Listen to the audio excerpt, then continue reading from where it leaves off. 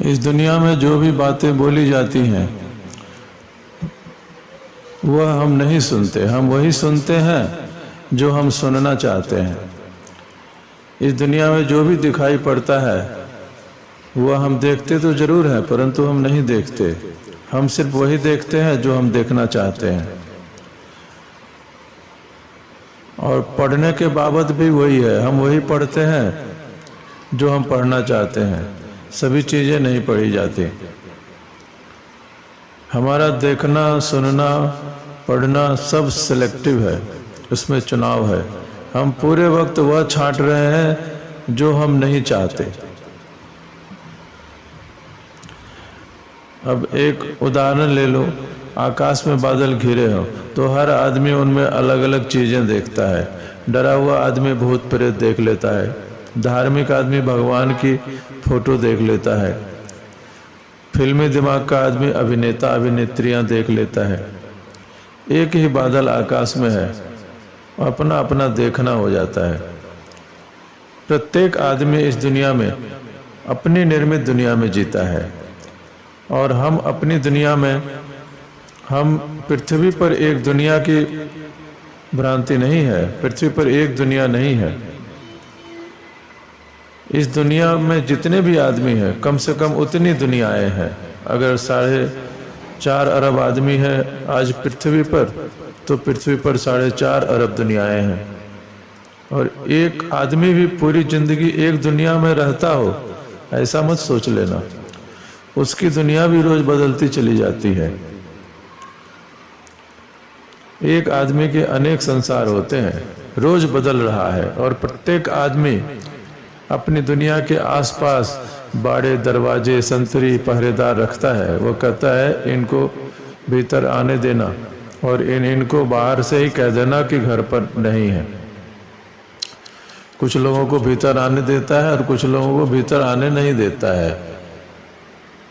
और यह हम लोगों के साथ ही नहीं करते, सूचनाओं के साथ भी यही करते हैं। कुछ सूचनाओं को अंदर नहीं आने देते और कुछ सूचनाओं को अंदर आने देते हैं।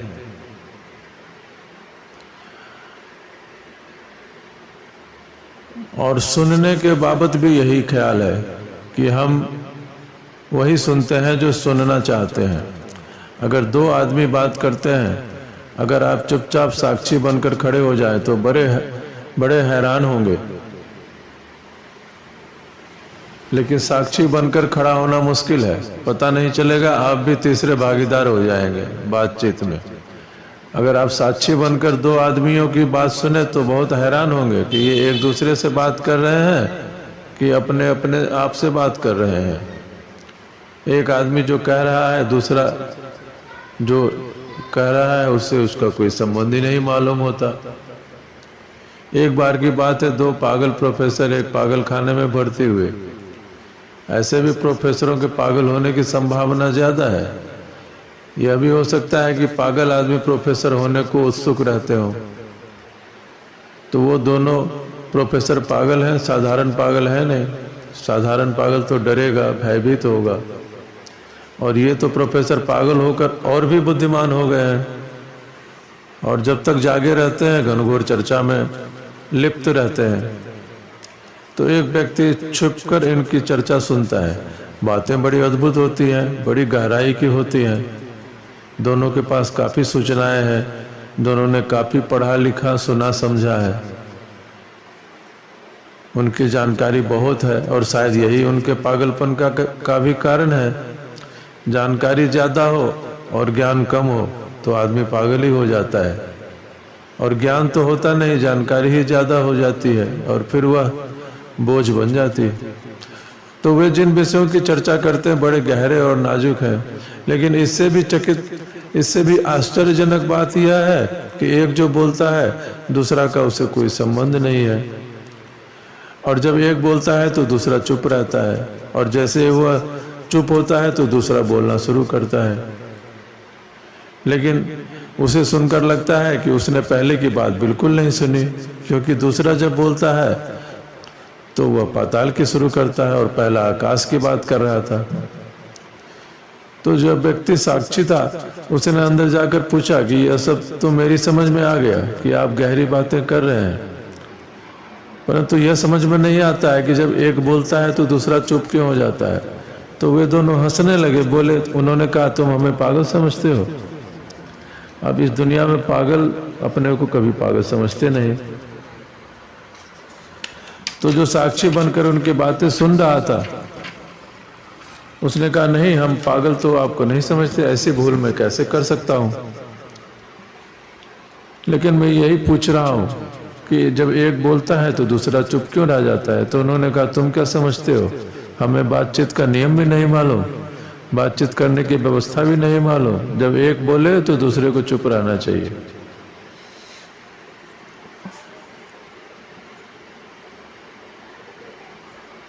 तो जो साक्षी था उसने पूछा जब तुम्हें इतना मालूम है तो फिर जो दूसरा जब बोलता है तो पहले से उसका कोई संबंध क्यों नहीं होता। वह दोनों फिर हंसने लगे और पूछा साक्षी व्यक्ति से कि तुम यही बताओ, तुम ही बताओ कि इस जमीन पर, इस दुनिया में जहां भी दो लोग बोलते हो उनकी बातों में कोई संबंध होता है।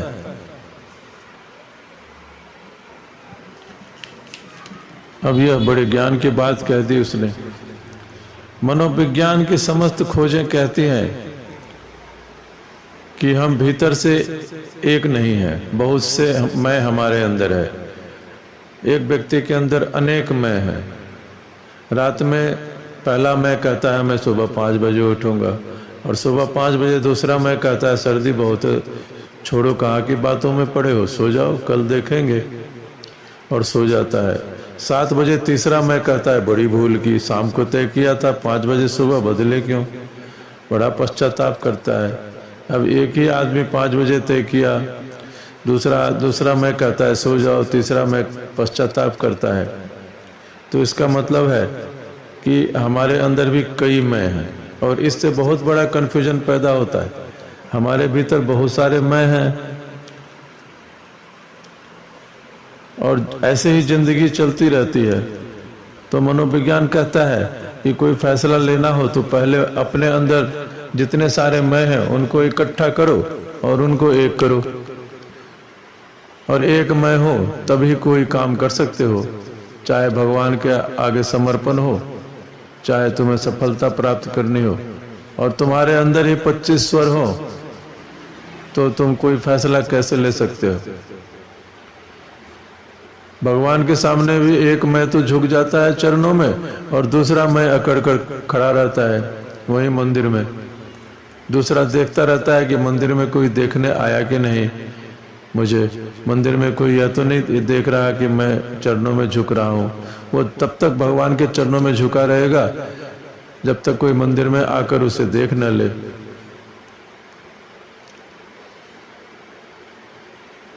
तो लोगों से, देखने वालों से क्या लेना देना है। अब भगवान के आगे समर्पण कर रहे हो तो फिर लोगों से क्या लेना देना है। लेकिन नहीं, दूसरा इस खेल में पड़ा है कि दूसरे हमें क्या देख रहे हैं, हमें देख रहे हैं कि नहीं देख रहे हैं। तो इस प्रकार भगवान के आगे भी समर्पण नहीं हो सकता। जब तक दिखावा है, जब तक अहंकार है, जब तक कई मैं है, तब तक भगवान के आगे समर्पण नहीं हो सकता। न कोई भगवान को प्राप्त कर सकता है, न कोई भगवान का अनुभव कर सकता है।